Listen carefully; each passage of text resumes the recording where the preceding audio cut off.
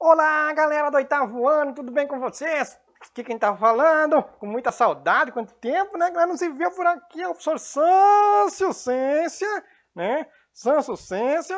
Então, hoje nós vamos ter uma aulinha de filosofia, então, e nós vamos estudar aqui o capítulo 6, né? No capítulo 6 que nós vamos estudar aqui, galera, nós vamos agora aprofundar alguns teóricos iluministas que vocês, tô sabendo, vocês já andaram estudando o iluminismo, né? Então o iluminismo é aquela corrente de pensamento, né, que prega a superioridade da razão, né? A idade das luzes, o homem que se emancipa, ou seja, o ser humano que consegue tomar as rédeas de sua vida por ser um ser racional, por ser um ser que pensa. Muito bem, galera. Então, nós vimos lá, vocês viram na outra aula, que dentro do iluminismo, né, no contexto do iluminismo, nós vamos ter os enciclopedistas, que vão ser aqueles que vão tentar reunir o conhecimento num livro, na chamada enciclopédia, né? Nós temos a frase do Kant muito conhecida, né, sapere aude, que mais ou menos é o lema do iluminismo, né? Ouse saber, busque saber, porque você é racional, você conhece. Essa era a ideia dos iluministas, esse era o contexto dos iluministas. Muito bem, então, e os iluministas, eles tinham essa ideia de iluminação, porque eles olhavam o período que antecedia a eles, o período medieval, como sendo idade das trevas, idade onde não aconteceu nada de interessante, né? Onde o conhecimento ele foi sufocado pela fé. Essa era a compreensão dos iluministas. E agora eles vão pregar essa soberania racional. Ok? Então, vamos lá para dois grandes e importantes iluministas. Primeiro, Montesquieu. Montesquieu, pessoal. Então, o Montesquieu ele tem aqui, a gente vai destacar três grandes contribuições do iluminista, do pensador Montesquieu. Então, lembrando que o Montesquieu, como iluminista, ele vai assumir esse discurso racional, né? Ele vai tentar entender a racionalidade. E o primeiro elemento que ele vai fazer uma análise é na questão da história. Ele vai dizer o seguinte: as coisas, nós temos que entender que as coisas elas não acontecem por acaso. Nós temos que entender todas as relações que existem entre os fatos e os acontecimentos e buscar o que ele vai chamar de leis históricas. Leis históricas, porque as coisas acontecem em detrimento de outros fatos. O que está acontecendo agora não está acontecendo por acaso, ele é fruto de um outro acontecimento, ou de outros acontecimentos, de outras decisões, entende? Então, essa é a perspectiva do Montesquieu. A história, não há acaso na história. A história tem que ser explicada, ela tem que ser elucidada, nós temos que estabelecer as relações. E o homem, como ser racional, ele consegue fazer isso. O que o Montesquieu está querendo dizer é o seguinte: não adianta apelar para Deus para tentar entender a história. Não, não é Deus o dono da história. O ser humano é que constrói a sua história, o ser humano é que define. É ele que faz a interpretação, é ele que consegue ver sentido na história. Ok? É ele que consegue ver sentido na história. Então, primeiro ponto do Montesquieu, né, que a gente escreve Montesquieu, né, mas não é Montesquieu que se lê, né? Montesquieu é uma coisa que Rousseau, né, não é Rousseau, é Rousseau, enfim, que nós vimos lá o Descartes, que não é Descartes, é Descartes. Interessante. Muito bem. Montesquieu, então. Primeiro ponto, a história. A história, ela tem que ser entendida de maneira racional, tá? A busca racional, então, das relações constantes entre os fatos e os acontecimentos. As leis da história. Não há acaso. Não existe o acaso. Primeiro ponto. Segundo ponto do Montesquieu, muito importante também. O que é a liberdade? Ah, você vai dizer, Sancho, liberdade é fazer o que eu quero, a hora que eu quero, quando eu quero, com quem eu quero, como eu quero, se eu quero. Montesquieu vai dizer, não, isso não é liberdade, em hipótese nenhuma. Liberdade do ponto de vista iluminista agora, tá? A racionalidade ela tem que estar em tudo. Então as pessoas não podem fazer o que querem fazer. Por quê? Porque da agora em diante vai existir leis escritas, leis definidas pelos homens. Não são mais as leis dos monarcas, dos reis, né? Que eram as leis que seriam a tradução da vontade de Deus. Eles vão dizer, não. São os homens que têm que fazer as leis, que vão legislar, que vão fazer as leis. Então a liberdade é fazer aquilo que a lei permite fazer. Olha só, o que é liberdade? Liberdade é fazer tudo aquilo que a lei permite fazer. Se eu faço tudo o que a lei permite, eu sou livre. Agora, se eu fizer aquilo que a lei não permite fazer, eu não sou livre. Porque livre é aquele que consegue entender a racionalidade por trás da lei. A lei existe para que a gente consiga conviver em sociedade, o Montesquieu ele vai propor, né? Ele vai afirmar. E se eu não consigo perceber essa necessidade de obedecer à lei, é porque eu não sou livre, eu sou escravo da minha ignorância. Eu estou preso à minha ignorância. Então a liberdade é fazer tudo aquilo que a lei permite fazer. Ponto. Simples. Simples não. Porque demorou para se aceitar isso. Isso que é liberdade. Ok? Então, temos aí o segundo ponto. O primeiro, a história, ela é racional, não é por acaso que as coisas acontecem. Segundo, a liberdade é fazer tudo aquilo que a lei permite que eu faça, não é aquilo que eu quero, mas aquilo que a lei permite. E terceiro ponto, Montesquieu é o cara que vai propor a divisão dos três poderes. Ele vai dizer, para uma sociedade poder andar direitinho, de maneira organizada, de maneira justa, ela tem que ser dividida em três poderes. Tem que existir três poderes: legislativo, executivo e judiciário. Eu vou ter que ter um grupo de pessoas que façam as leis. O legislativo. Eu vou ter que ter um grupo ou uma pessoa que execute as leis, que execute as ações sociais. E eu vou ter que ter um terceiro poder que julgue tudo isso.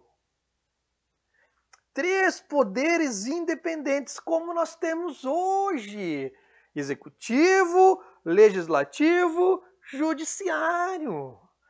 Montesquieu ele vai dizer, olha só, isso aqui é racional. Isso aqui é racional, não podemos aceitar mais o absolutismo, né? Os reis absolutos, porque eles estão lá porque Deus quer. Ele vai dizer, não é nada disso. A razão humana tem que querer. A razão humana tem que organizar essa sociedade. Entendeu? É a razão humana. E como é que ele faz isso? Propondo, então, essa que a gente chama, né, de tripartição de poderes. Eu pego o poder e divido ele em três partes: executivo, legislativo e judiciário. Entendeu? Então aqui estão as três grandes contribuições do grande iluminista Montesquieu. Definição da história como algo racional, existem leis históricas, existem explicações racionais do porquê as coisas acontecem. Segundo, liberdade. O que é liberdade? Liberdade é fazer aquilo que a lei permite eu fazer. E terceiro, a tripartição dos poderes. O poder, para uma sociedade ser realmente justa, ele tem que ser dividido em três. Não pode uma única pessoa ter todo o poder na mão. Não, nem um grupo só. Tem que dividir ele em três para que um poder consiga vigiar e controlar o outro, né? E assim as coisas consigam andar direitinho. Beleza? Então esse foi o Montesquieu. O segundo pensador que nós vamos ver hoje, outro iluminista, tá um pouco posterior aí ao Montesquieu, é um carinha chamado Voltaire. Que a gente vai escrever Voltaire. Voltaire, tá? O Voltaire, ele vai ter uma... Aqui a gente vai destacar duas contribuições importantes dele, tá? Duas grandes contribuições. Primeiro, ele vai ter um livro sobre a tolerância, né? O nome do livro dele.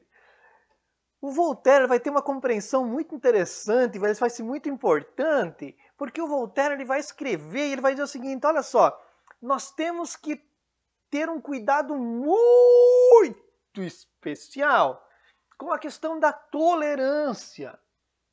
Nós temos que ter um cuidado muito especial com a tolerância, principalmente religiosa e política. Por que ele vai fazer isso? Porque ele vai dizer, analisem as guerras que acontecem, os conflitos que acontecem, né? Todas as brigas, todos os problemas que envolvem as sociedades. Por que elas acontecem? É porque as pessoas, os governos, as sociedades, elas não conseguem tolerar o diferente. Aquele que tem uma religião diferente, aquele que tem um posicionamento político diferente. As pessoas não conseguem tolerar. Tolerar é o quê? É acreditar no que o outro fala? Não. Tolerar é, mesmo não concordando com o que o outro fala, deixar ele falar. Mesmo que eu não acredite na forma como a religião do outro vivencia a fé, eu tenho que respeitar a opção da outra pessoa ser daquela religião. Eu não concordo com o posicionamento político da outra pessoa. Tolerar é passar a acreditar no que ele acredita? Não! Tolerar é deixar ele acreditar naquela concepção política. É respeitar, não agredir, respeitar. Então o Voltaire ele vai dizer o seguinte, nós temos que ter, né? O Voltaire, nosso amigo aqui, né? O Voltaire vai dizer, nós temos que ter um cuidado muito grande na tolerância. Nós temos que aprender a tolerar as pessoas. Respeitar elas, principalmente do ponto de vista político e do ponto de vista religioso. Tá? Desse modo, ele vai dizer, nós vamos evitar um monte de problema, um monte de crise, um monte de conflito, um monte de briga. Né? Meu Deus do céu. E ele é muito adepto a uma frase, né? Que talvez vocês já tenham ouvido falar, que ele vai dizer o seguinte, ó. Tolerar significa aplicar a frase. Não faça aos outros aquilo que não queres que faça a ti. Você gostaria que alguém te insultasse, te ofendesse por causa da tua opção religiosa? Óbvio que tu não queria. Então você não faça isso com os outros. Você gostaria que alguém te ofendesse, te insultasse, brigasse contigo por causa do teu posicionamento político? Não gostaria. Então não faça isso com os outros. Isso é tolerar, é se colocar no lugar do outro também. Tá? Se colocar no lugar do outro. Então, o primeiro ponto do Voltaire é a questão da tolerância. Muito importante para os dias de hoje, né? Voltaire é muito importante para os dias de hoje, nessa compreensão que ele tem. E o segundo aspecto também é referente à história. Assim como o Montesquieu fala da história, o Voltaire também ele fala da história. E ele vai dizer o seguinte, a história humana ela é um processo gradual de libertação da ignorância.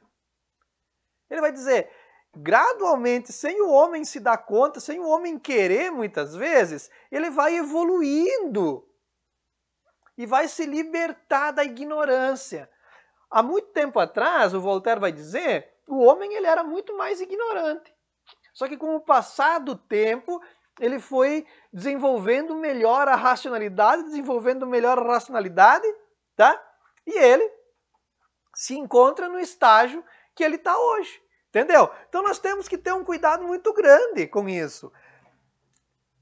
E uma atenção muito grande nessa definição do Voltaire. Por quê? Porque conforme o Voltaire ele vai dizer, ele vai afirmar, conforme a sociedade ela fosse evoluindo, ela fosse, né, avançando no tempo, menos coisas erradas ela ia fazendo.